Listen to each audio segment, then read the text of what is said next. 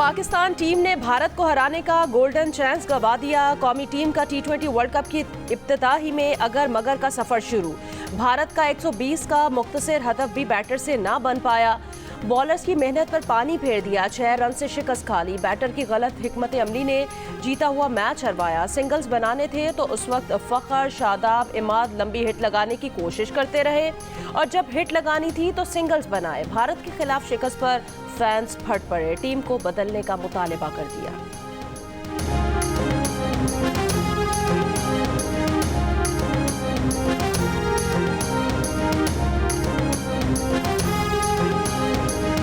रिजवान ने तो फिर भी एंड में आउट। बाबर आजम ने क्या करा, कप्तान है वो रन ही नहीं बन रहे उससे।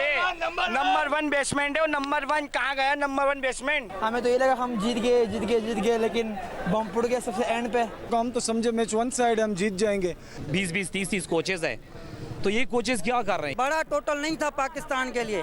गंदी पाकिस्तान की बैटिंग है, पूरी टीम को चेंज किया। हमारी बैटिंग लाइन है वो बड़ी गंदी है और उन्होंने प्रेशर बर्दाश्त नहीं किया। इतना अच्छा बॉलिंग अटैक और इतनी लिमिट स्कोर पर इन्होंने किया। इससे ज्यादा आप क्या एक्सपेक्ट करते हैं कि टी20 के अंदर आपसे 120 स्कोर नहीं बनी। मोहम्मद रिजवान ने सबसे ज्यादा 31 रन बनाए। 44 गेंदें खेली। इमाद वसीम की सुस्त बैटिंग, सिंगल बनाना भी मुश्किल हो गया। 23 गेंदों पर 15 रन बनाकर आउट हुए। बाबर आजम, फखर जमान और उस्मान खान ने 13-13 रन बनाए। इफ्तिखार अहमद ने 9 गेंदों पर 5 रन बनाए और पवेलियन के हो गए। शादाब खान ने 7 गेंदें खेली, सिर्फ 4 रन बना सके। आखिर में नसीम शाह ने 4 गेंदों पर 10 रन बनाए, लेकिन उस वक्त तक वक्त गुजर चुका था। मैच हाथों से निकल चुका था। 120 रन के हदफ के ताक़ुब में पाकिस्तानी टीम 7 विकेटों पर 113 रन ही बना सकी। नसीम शाह रो पड़े।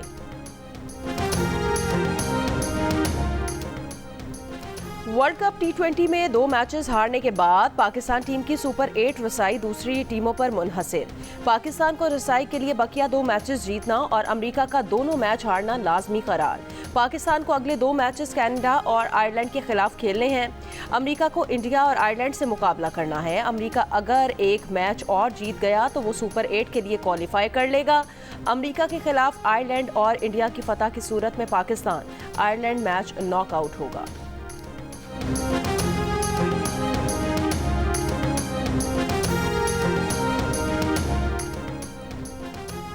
अच्छी तरह मालूम है कि टीम में क्या चल रहा था और हारने की वजूहात क्या हैं। भारत से शर्मनाक शिकस्त के बाद चेयरमैन पीसीबी मोहसिन नकवी की सहाफियों से गुफ्तगू। कहा, भारत से शिकस्त हर लिहाज से मायूस कुन थी। वक्त आ गया है कि बाहर बैठे नए टैलेंट को मौका दिया जाए। कौम जल्द पाकिस्तान क्रिकेट टीम में बड़ी तब्दीलियां होते देखेंगे। पाकिस्तानी बॉलर्स ने जान लड़ा दी, फतह न मिली। नसीम शाह ने विराट कोहली को 4 रन पर कैच आउट कराया। फिर अक्षर पटेल और शिवम डोबे को आउट करके भारतीय मिडल ऑर्डर को तहवाला कर दिया। हारिस रऊफ और मोहम्मद आमिर ने भी खूब बॉलिंग की। भारत की तरफ से सबसे ज्यादा रन बनाने वाले ऋषभ पंत को मोहम्मद आमिर ने बाबर आजम के हाथों कैच आउट कराया। फिर अगली ही गेंद पर जडेजा को इमाद वसीम के हाथों आउट करके भारतीय बैटिंग की कमर तोड़ दी। हारिस रऊफ ने सूर्य कुमार यादव को फड़फड़ाने से पहले काबू कर लिया। हार्दिक पांड्या की आरजुएं भी खाक में मिला दी। अगली ही गेंद पर जसप्रीत बुमराह को इमाद वसीम के हाथों कैच आउट करा दिया। शाहीन शाह अफरीदी ने एक ही विकेट ली, मगर वो विकेट भारतीय कप्तान रोहित शर्मा की कीमती विकेट थी। बाबर आजम ने आखिरी बल्लेबाज अर्शदीप सिंह को रन आउट किया।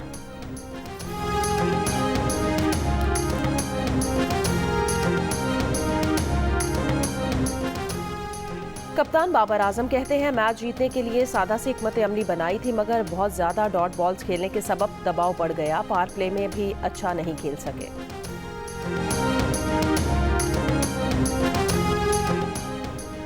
भारतीय कप्तान रोहित शर्मा ने कहा, हमारे ख्याल में हमने रन्स कम बनाए थे, लेकिन हमारे बॉलर्स ने शानदार बॉलिंग करके फतह दिलवाई।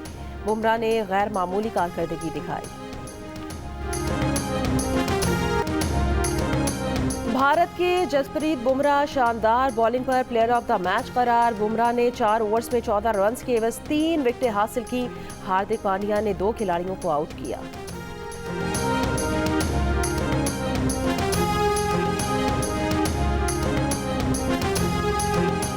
न्यूयॉर्क का नसौ काउंटी स्टेडियम में पाक भारत मैच के मौके पर हाउस फुल रहा। पाक भारत मैच को ग्राउंड से 34,028 अफराद ने देखा।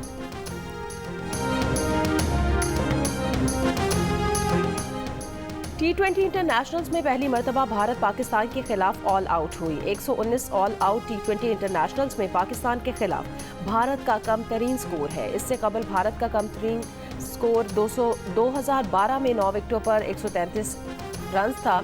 बॉलर्स ने मैच बनाया मगर बल्लेबाजों से हदफ हासिल न हो सका। जिला लकी मरवत में सिक्योरिटी फोर्सेस की गाड़ी IED से टकराने पर धमाका। पाक फौज के कैप्टन समेत 7 जवान शहीद हो गए। शहीद होने वालों में कैप्टन मोहम्मद फराज इलियास, सूबेदार मेजर मोहम्मद नज़ीर, लांस नायक मोहम्मद अनवर, लांस नायक हुसैन अली, सिपाही असदुल्ला, सिपाही मंजूर हुसैन और सिपाही राशिद महमूद शामिल हैं। ISPR के मुताबिक घिनाओं ने फेल के मुर्तकिब अफराद को कैफिर किरदार तक पहुँचाया जाएगा। सिक्योरिटी फोर्सेस मुल्क से दहशतगर्दी की लानत के खात्मे के लिए पुरअज़्म है। 26 साला शहीद कैप्टन मोहम्मद फराज इलियास का ताल्लुक कसूर से है। कैप्टन मोहम्मद फराज इलियास शहीद ने 19 जून 2024 को रिश्ता इज़्दवाज में मुंसलिक होना था। वज़ीर आज़म का इजहार अफसोस, शोहदा के अहले खाना के लिए सब्र जमील की दुआ।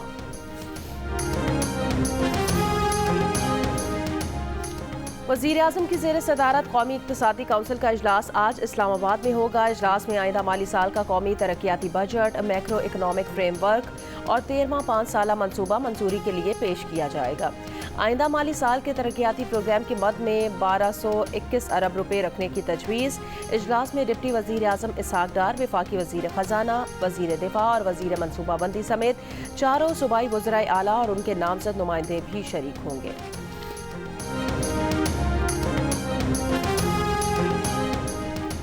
महंगाई में कमी के बाद शरह सूद में कमी आएगी या नहीं, स्टेट बैंक ऑफ पाकिस्तान की मॉनेटरी पॉलिसी कमेटी आज फैसला सुनाएगी। स्टेट का पॉलिसी रेट 22% है। मुल्क के बेशतर इलाकों में आज भी मौसम गर्म रहेगा। इतवार को मुल्क में सबसे ज्यादा दर्जा हरारत जैकबाबाद, दादू, मोइनजोदड़ो, सिब्बी में 45 डिग्री रिकॉर्ड किया गया। खैरपुर, उकाड़ा, सक्खर 44, लाहौर, फैसलाबाद 42, मुल्तान, साहिवाल, अटक 41, इस्लामाबाद, मुजफ्फराबाद 39, पेशावर 38, कराची 36, कोयटा 33 और गिलगित में 30 डिग्री रिकॉर्ड किया गया। बर्फबारी के बायस बंद बाबूसर, नारायण शाहरा, 6 माह बाद हर किस्म की ट्रैफिक के लिए खोल दी गई। सयाहों की हिफाजत और सहूलत के लिए पुलिस और मकामी रजाकारों का गश्त जारी रहेगा। कराची के इलाके कोरंगी सनती एरिया मुर्तज़ा चौक पर फायरिंग से एक शख्स जाँ बहक। पुलिस का कहना है वाक़या ज़ाती दुश्मनी का है। मकतूल ने कुछ अरसा पहले पसंद की शादी की थी। कातिल मकतूल का बरादरे निस्बती बताया जा रहा है। मुल्क भर में मुआशी मंडियां सज गई। महंगाई ने जानवर की खरीदारी मुश्किल बना दी। खरीदारों का मुआशी महंगे होने और व्यापारियों का मुनासिब दाम न मिलने का शिकवा।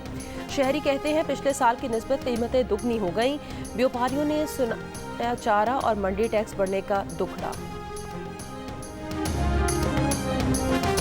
बहुत सारे हमारे दोस्तों ने हम पे भी गिला किया, लेकिन मेरे ख्याल में वो गिला बनता नहीं था। मैं उस बिल पे क्या कर सकता था? ज़्यादा से ज़्यादा मैंने 15 दिन साइन नहीं किए, वो वापस चला जाता। 10 दिन बाद ऑटोमेटिकली उसने कानून बन जाना था। मेरे बस में जो था मैंने तो पूरा फोर्स किया कि इसको बैठ के और कंसेंसस से बैठ के जो है इस पे बात की जाए। पंजाब हतके इज्जत कानून में पीपल्स पार्टी का कोई हिस्सा नहीं है। गवर्नर पंजाब सलीम हैदर की दुबई में सहाफ़ियों से गुफ्तगू। कहा पीपल्स पार्टी के MPAs ने इस कानून के मौके पर कार्रवाई का बॉयकॉट किया था। बिल रोकने के लिए बहैसियत गवर्नर कोशिशें की, बिल पर दस्तखत नहीं किए थे। 15 दिन बाद हतके इज्जत बिल अज खुद मंजूर हो जाना था। इससे पहले 23 मई को जियो न्यूज़ के प्रोग्राम कैपिटल टॉक में गवर्नर पंजाब ने कहा था बिल पर जल्दी नहीं करनी चाहिए, इस पर दोबारा सोचा जाना चाहिए।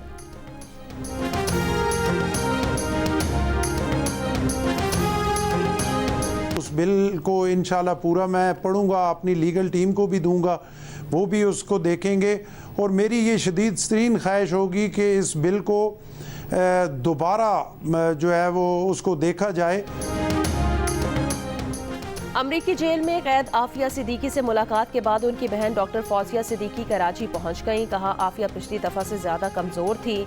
आफिया ने बताया कि सर पर शॉक लगाए गए हैं। मुलाकात में 3 घंटे हम चीखते रहे। बीच में शीशे की दीवार थी। पिछली बार चाबी गुम हो गई थी, इस बार फ़ोन काम नहीं कर रहा था।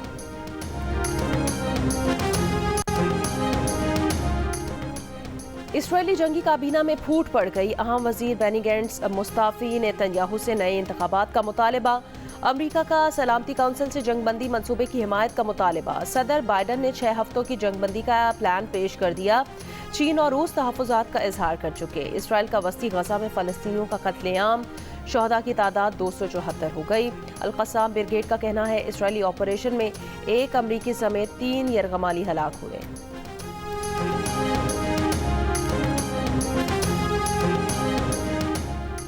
غزہ پر برسائے گئے بموں میں ڈپلوائڈ یورینیم استعمال ہونے کی تحقیقات کا مطالبہ. اقوام متحدہ کے بیانہ دفتر میں فلسطین کے مستقل مبصر کا انٹرویو. کہا غزہ میں فلسطینیوں کی نسل کشی جاری ہے.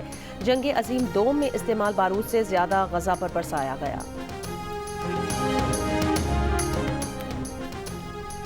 یورپی یونین کے 27 رکن ممالک کے یورپی پارلیمنٹ میں نمائندوں کے انتخاب کا مرحلہ مکمل ہو گیا. ایگزٹ پولز کے مطابق France, Germany, Spain, Italy, Austria, Belgium, Netherland سمیت زیادہ تر رکن ممالک میں انتہائی دائیں بازو کے اراکین کامیاب رہے. بائیں بازو اور سینٹر رائٹ جماعتوں کو شکست. روایتی سیاسی اسٹیبلشمنٹ کا صفایا ہو گیا. یورپی الیکشنز میں دائیں بازوں کی لیڈر کے ہاتھوں حکومتی اتحاد کی شکست پر فرانس کے صدر ایمانوئل میکروں نے ملک میں قبل از وقت انتخابات کا مطالبہ کر دیا. ایوان زیریں کے الیکشن 30 جون کو ہوں گے. دوسرا راؤنڈ 7 جولائی کو ہوگا. کہا یورپی پارلیمنٹ الیکشن کے نتائج نظر انداز نہیں کیے جا سکتے. یورپی الیکشنز میں فرانس کی انتہائی دائیں بازوں کی جماعت نیشنل ریلی پارٹی کو بڑی کامیابی ملی ہے. نیشنل ریلی پارٹی نے امیگریشن، جرائم اور معاشی بحران کو مرکزی ایشو بنایا.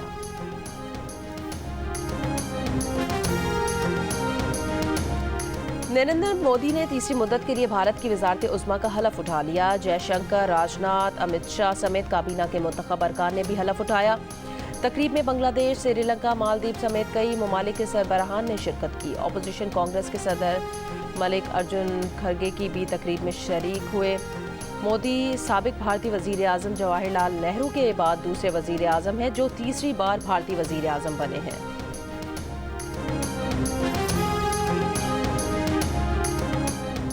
متحدہ عرب امارات میں الین سٹی میں بارش. کئی علاقوں میں اولے بھی پڑے. شارجہ کے علاقے ملیحہ میں بھی بارش اور اولے پڑ گئے. اماراتی ریاست راس الخیمہ کی کئی وادیوں میں بھی بارش ہوئی.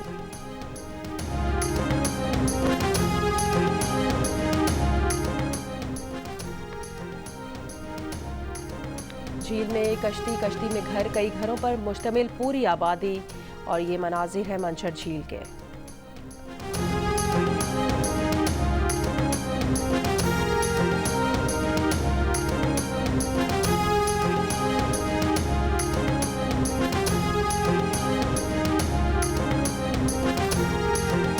مہنگائی بھی ہو گئی ہے اور لکڑی جو ہے وہ بہت مہنگی ہو گئی ہے. ابھی کشتی بنتی ہے 10 لاکھ روپے میں. کسی کے پاس طاقت نہیں ہے وہ کیسے بنائے. ہمارا گاؤں بھی رہ گیا ہے, وہ بھی ہمارا ختم ہو جائے گا 2-3 سال کے اندر. وجہ یہی ہے تو مہنگائی ہو گئی ہے. چونیا کے علاقے الہ آباد میں پولیس اہلکاروں کے گھر میں داخل ہو کر خواتین پر تشدد. Video viral. عبد المجید نامی شہری نے الزام لگایا کہ پولیس نے مکان سے اس کی فیملی کو نکال کر بااثر افراد کا قبضہ کرا دیا. ڈی پی او کا نوٹس. ڈی ایس پی چونیا سے رپورٹ طلب. کراچی ایکسپو سینٹر میں جنگ میڈیا گروپ کے تحت دی نیوز ایجوکیشن ایکسپو ختم. طلبہ، والدین اور اساتذہ کی بڑی تعداد میں شرکت. طلبہ کی کمپیوٹر انجینئرنگ سمیت مختلف شعبوں میں دلچسپی. ملکی اور غیر ملکی یونیورسٹیز کی نصاب سے متعلق رہنمائی.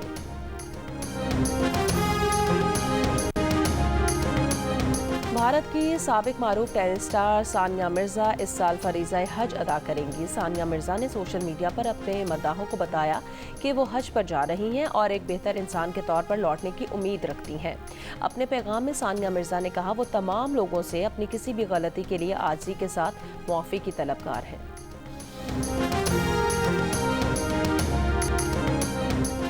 بھارت کے خلاف شکست پر نیو یارک میں بھی مداحوں کا دل ٹوٹ گیا. کہا مہنگے ٹکٹ خرید کر پاکستان کی جیت دیکھنے آئے تھے مگر مایوسی ہوئی.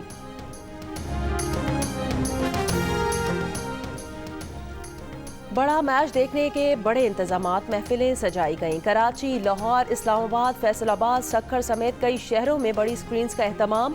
راولپنڈی اور برطانیہ کے شہر برمنگھم میں کھیل کے دیوانوں کا جوش 7ویں آسمان پر رہا. کراچی سے خیبر تک، پشاور سے گوادر تک، گوادر سے برمنگھم تک اور نیو کراچی سے نیو یارک تک کرکٹ فیور کا شکار شائقین شکست پر مایوس ہو گئے۔ اتوار کو ٹی20 ورلڈ کپ کے تیسرے میچ میں اسکاٹ لینڈ نے عمان کو 7 وکٹوں سے ہرا دیا۔ اسکاٹ لینڈ نے 151 رنز کا ہدف 14ویں اوور میں حاصل کر لیا۔